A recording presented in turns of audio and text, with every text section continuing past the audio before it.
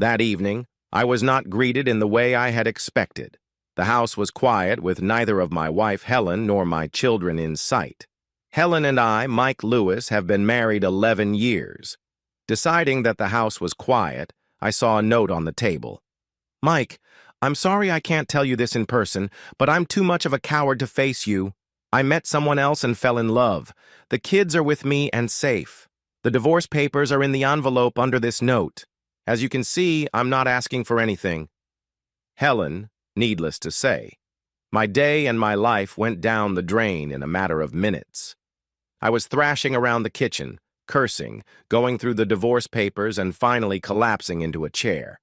Helen was leaving me the house and all our money, taking only clothes for herself and the kids, plus their toys. The item that really pissed me off was the last one. Helen wanted me to sign the papers for my kids so they could be adopted by her new man. It was like it was going to happen. At least it let me know who Helen had left me for, Henry Carslake. I called my soon-to-be ex-wife. "Hey, Mike." "Screw hi, Mike. What the hell is going on, Helen?" Like I said in my note, I met someone else and fell in love with him. "Yeah, of course you did. No one just leaves a marriage and sleeps with a guy. At least it lets me know you two slept together. I just hope it wasn't in our bed." "No, please stop swearing and act civilized," Helen replied. "Civilized? To hell with civilized. You can divorce and stay with the asshole, but I'm not putting my kids up for adoption. Tell Mr. Big Shit he can go to hell." I hung up the phone. After showering and changing, I went out to eat, as cooking in my mood was undesirable. The food was okay, after which I decided to hit the bar and have a couple drinks. Considering today had gone to shit, I figured I was due that much.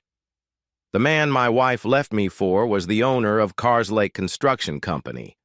I'd done some work for his company in the past, but that was about to change. My friend Paul spotted me at the bar. "I don't see you around here very often, Mike. Did you manage to get away from your family for the evening?" "Something like that, Paul. I came back to an empty house with a packet of divorce papers." "Helen's divorcing you? Shit, I didn't see that coming." "Me neither, Paul. Me neither.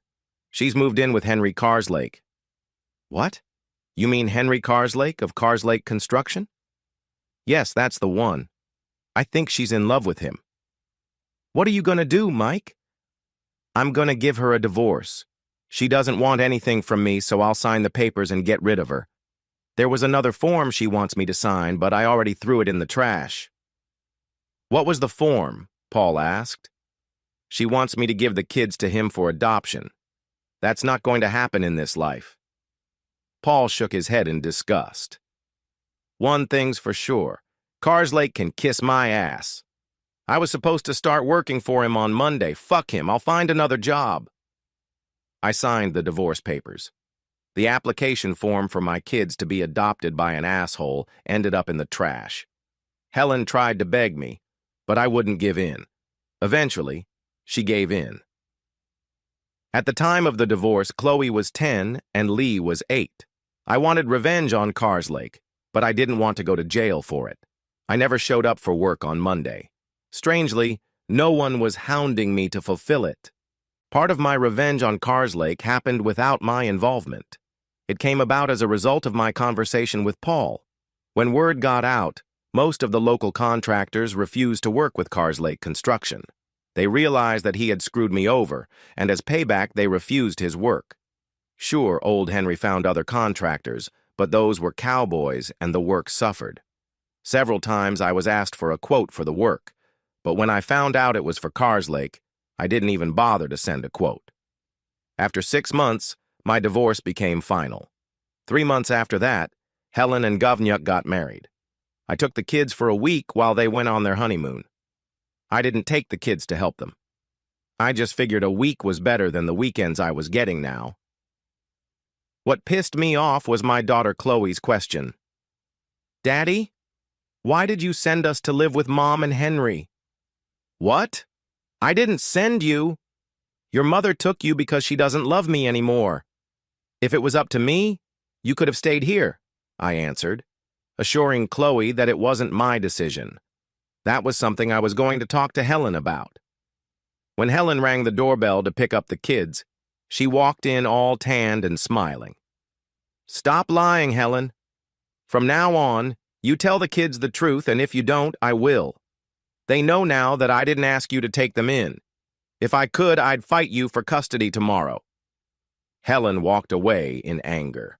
Life as a single man seemed strange to me after being married for so long. Some of my friends tried to set me up on dates, but honestly, I wasn't in the mood to date anyone. I wanted love but had no desire to date, and I didn't know that my life was about to change again. My neighbors were Gary and Emily. They had moved in just after Helen left me. Their house was a bargain for them as it needed a lot of work. Emily worked as a secretary. Gary had recently retired from the army. We got along well, and they seemed like a nice couple. When we saw each other, they chatted with me. Tragedy struck when Gary collapsed at work. Paramedics and a doctor arrived within 10 minutes. Gary was pronounced dead at the scene. The autopsy showed that Gary died from a subdural hematoma. Emily was distraught and alone. I offered her some friendly sympathy. Gary's parents were dead. Emily's parents were on vacation in Europe. Not wanting to leave her alone, I walked her to my house and poured us both a drink. I listened as Emily sobbed and told me about her plans for the future. Emily cried and fell asleep on my couch. I covered her with a blanket and slept in the chair in case Emily woke up during the night. The next morning, Emily was leaving just as Helen was dropping the kids off. "Good to see you're not wasting any time, Mike." "Come on, Helen. The poor woman just lost her husband."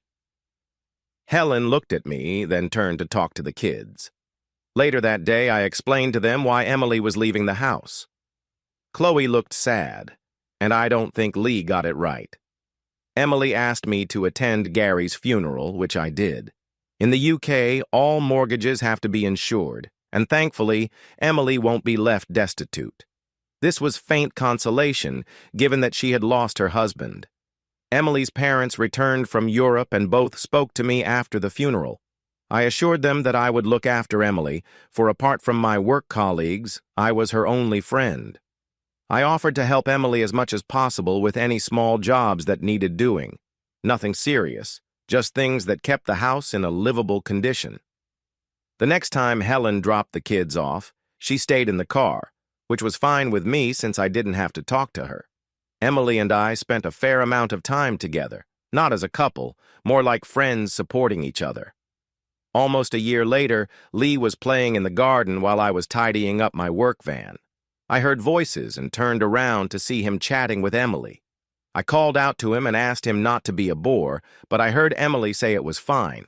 She was hanging the laundry to dry on the clothesline. "Emily, would you like to have dinner with us tonight?" "Lee, you can't just invite people over for dinner." "It's not people. It's Emily." We both stood there laughing. I asked Emily if she wanted to join us. "Yeah, I'd like that. That would be great. Thank you." Lee ran off to tell Chloe we had a guest for dinner. I apologized for him being so cavalier. Emily helped me make dinner, and it was obvious that she was pretty skilled in the kitchen. Emily helped me clean up after dinner and sat with us for a while before heading home. "Thanks for dinner, Mike. I really enjoyed it." "Thanks for accepting the invitation." I hugged Emily goodbye and watched her walk towards her house. When I heard the locking of her door, I walked back into the house. "She's really cute, Dad.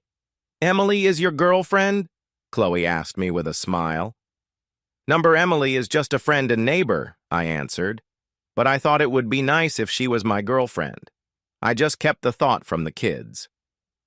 Sunday afternoon, Helen picked up the kids.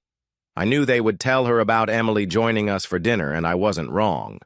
The next time Helen picked up the kids, she paid special attention by asking about Emily. "Not that it's any of your business, but Emily is just a friend. Besides, you left me for an asshole, so why are you worried about me?" "I'm not worried, Mike. Just asking, that's all." "Yeah, well, you got what you wanted. What I do is none of your business." "I didn't get everything I wanted." "No, you didn't. If you mean I'm gonna let a jerk adopt kids, forget it. It's not gonna happen, so you might as well get used to it. I was just thinking. No, Helen, you weren't thinking. You left me for a life of luxury with him. If he wants kids, let him have his own. That man took my wife and ruined my marriage. There's no way he can adopt those children. Never. Helen pouted and walked home. I smiled, knowing I had pissed her off. A year later, I hadn't seen Emily for a few weeks, partly because I was very busy. My friend Paul was rewiring a house for a young couple and asked me to make an offer on a complete plumbing rewire. My offer was accepted, and I had a busy few weeks getting everything finished. While working on the house with Paul, he kept me up to date with news. Carslake still had to use a lot of non-local professionals. Most of the local guys still avoided working for him. With the work on the house completed, I finally had some time to relax. I decided to take Emily out to dinner. She agreed, and we agreed on a time for Saturday night. When I walked in behind Emily, it took my breath away. She was a petite woman. She had a haircut that I called pixie cut. The dress she wore showed off her slender figure, and for the first time I began to take an interest in her sexually. Dinner went great, and we spent a lot of time talking about our lives in general. Later that evening, I walked Emily to her door. "Thank you for a wonderful evening, Mike." I smiled, and before I could say a word, Emily stood on her tiptoes and kissed me. Not a polite peck, but a full, open mouth, tongue-in-cheek kiss. Wow, I didn't expect that. I struggled to catch my breath. "Take me with you again and see where it takes you." Emily smiled and said goodnight before kissing me politely on the cheek. I asked Emily out again, and this time we ended up in my bed. She may have had a small build, but my God, she was a sexy dynamo. I don't think I'd ever had such satisfying sex. Emily and I spent more and more time together, and eventually she sold her house and moved in with me. The kids thought it was great that I was dating, and I knew they would tell Helen everything. From what Chloe said, her mother wasn't impressed. Heck, she didn't want me, but Emily did. A year after the first time we slept together, Emily and I got married. When the kids told Helen, she just snorted and turned away. Emily and I had 2 children. We named the boy Gary and his younger brother Robert. My 2 older children were old enough to travel on their own when they visited, which meant I had even less contact with Helen. Years went by, and one evening Chloe informed me that she was getting married. Her boyfriend Josh had proposed the night before. As her father, I asked if they needed help financing the wedding. We didn't think we would need it, but now we do. I looked a little puzzled until Chloe explained. Henry said he would cover the cost of the wedding. We sat with him and my mom and discussed everything, and then he broke the news. Henry would cover the cost of the wedding on the condition that he would be the one to walk me down the aisle. I said, "No way. That's your job." And Henry said he wasn't going to contribute to the cost. Chloe was clearly upset. I was angry at Carslake for pulling a stunt like that. Emily asked if she could talk to me alone, and we went out into the garden. "Mike, we have what's left of the money from the sale of my house in the bank. Please use it to cover your expenses. Chloe deserves it." "I know, Emily, but it's your money. I can't ask you to spend it on Chloe." "Yes, you can. Now go tell that poor girl that we'll cover it." Chloe jumped for joy when I told her the news. We agreed on a budget, and everything they wanted came in under budget. The next day, Chloe phoned me to let me know that Henry was furious, and obviously Helen wasn't happy either. One afternoon, we were sitting in the garden when Lee turned up unannounced. He said he needed to leave because he was tired of listening to his mother and Henry arguing. "Are they still arguing about the wedding?" Emily asked. "No, it's something else. As far as I can tell, Henry isn't doing his bedroom duties." I burst out laughing. I was pleased that Helen had dumped me for someone who can't fulfill his duties when it matters. "The walls in the house are as thin as paper, Dad. I can hear them at night. I think Mom is tired of Henry not doing well in bed." We laughed about the situation while drinking beer. Lee stayed the night at our house to avoid a fight at home. On Chloe and Josh's wedding day, Helen wasn't happy. Chloe told her that she and Henry would sit behind Emily and me. The church service went off without a problem. I agreed to have Helen sit at the top table at the reception. Henry, on the other hand, sat with Emily, Robert, Gary, and Lee. When all the speeches had been made, the caterers removed several tables to make room for dancing. The first dance was started by Josh and Chloe. They were joined by Emily and I, as well as Helen and Henry. Later in the evening, we were standing at the bar, Gary and Robert sitting with one of Chloe's bridesmaids and her children. Lee asked Emily if she wanted to dance. I smiled and said, "Go for it." Helen took the moment to walk over to me. It was obvious that Helen had been drinking, and I realized this was not going to end well. "Look at them together. She looks young enough to be Lee's girlfriend." Despite being the mother of 2 boys, Emily still looked the same as the first day we met. Helen, on the other hand, had not aged well and had gained weight. Her dress was low-cut in the back and showed off several rolls of fat. Henry was obese and losing his hair. They were a perfect match. "Don't get me started, Helen. Jealousy doesn't suit you. Besides, we're divorced, so you're no longer authorized to comment on my life." Jealous?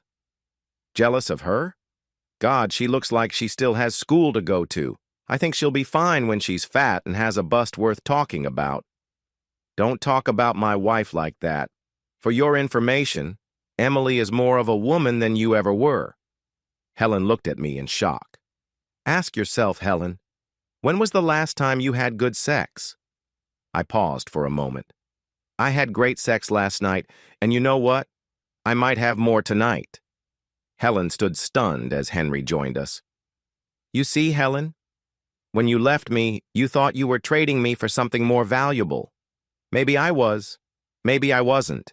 As for me, I just moved on. I have my own life now. A wife who loves me for who I am. 2 wonderful children on top of the 2 I already had. Life is as good as it can be for me right now. Can you say the same?